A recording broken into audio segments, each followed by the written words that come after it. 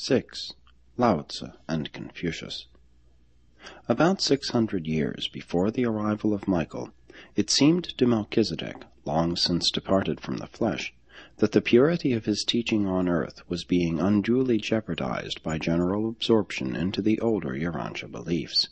It appeared for a time that his mission as a forerunner of Michael might be in danger of failing.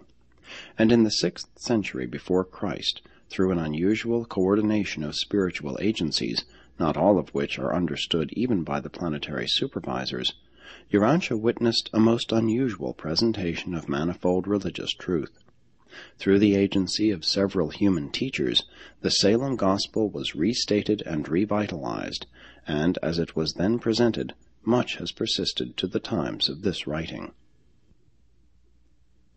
This unique century of spiritual progress was characterized by great religious, moral, and philosophic teachers all over the civilized world. In China, the two outstanding teachers were Lao-Tse and Confucius. Lao-Tse built directly upon the concepts of the Salem traditions when he declared Tao to be the one first cause of all creation. Lao was a man of great spiritual vision. He taught that man's eternal destiny was everlasting union with Tao, supreme God and universal King. His comprehension of ultimate causation was most discerning, for he wrote, "Unity arises out of the absolute Tao, and from unity there appears cosmic duality, and from such duality Trinity springs forth into existence, and Trinity is the primal source of all reality. All reality is ever in balance between the potentials and the actuals of the cosmos, and these are eternally harmonized by the spirit of divinity." Lao-Tse also made one of the earliest presentations of the doctrine of returning good for evil. Goodness begets goodness, but to the one who is truly good, evil also begets goodness. He taught the return of the creature to the Creator, and pictured life as the emergence of a personality from the cosmic potentials, while death was like the returning home of this creature personality. His concept of true faith was unusual, and he too likened it to the attitude of a little child.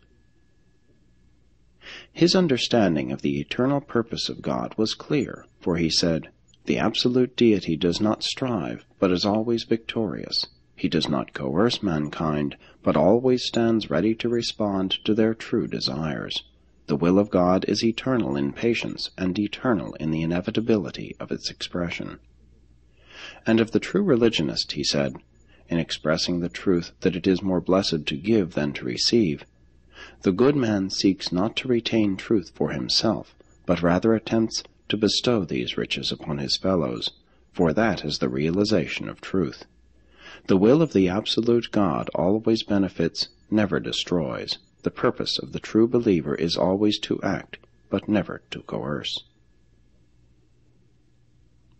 Lao's teaching of non-resistance and the distinction which he made between action and coercion became later perverted into the beliefs of seeing, doing, and thinking nothing.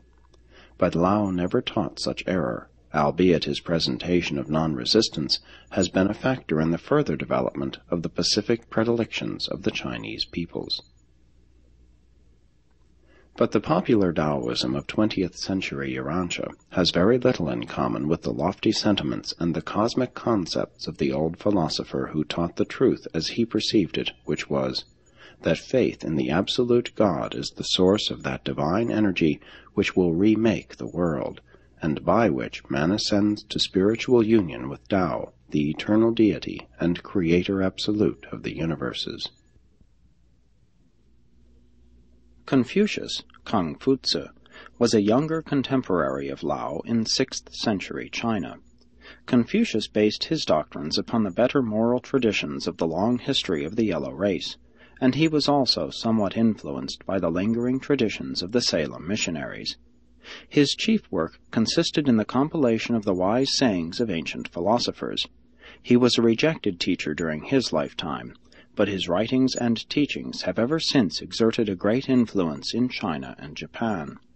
Confucius set a new pace for the shamans in that he put morality in the place of magic. But he built too well. He made a new fetish out of order, and established a respect for ancestral conduct that is still venerated by the Chinese at the time of this writing. The Confucian preachment of morality was predicated on the theory that the earthly way is the distorted shadow of the heavenly way, that the true pattern of temporal civilization is the mirror reflection of the eternal order of heaven. The potential God concept in Confucianism was almost completely subordinated to the emphasis placed upon the way of heaven, the pattern of the cosmos. The teachings of Lao have been lost to all but a few in the Orient, but the writings of Confucius have ever since constituted the basis of the moral fabric of the culture of almost a third of Urantians. These Confucian precepts, while perpetuating the best of the past, were somewhat inimical to the very Chinese spirit of investigation that had produced those achievements which were so venerated. The influence of these doctrines was unsuccessfully combated both by the imperial efforts of Qin Shi Huangdi and by the teachings of Mo Ti, who proclaimed a brotherhood founded not on ethical duty, but on the love of God.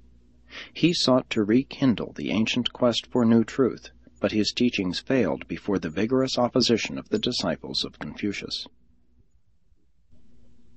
Like many other spiritual and moral teachers, both Confucius and Lao-Tse were eventually deified by their followers in those spiritually dark ages of China which intervened between the decline and perversion of the Taoist faith and the coming of the Buddhist missionaries from India.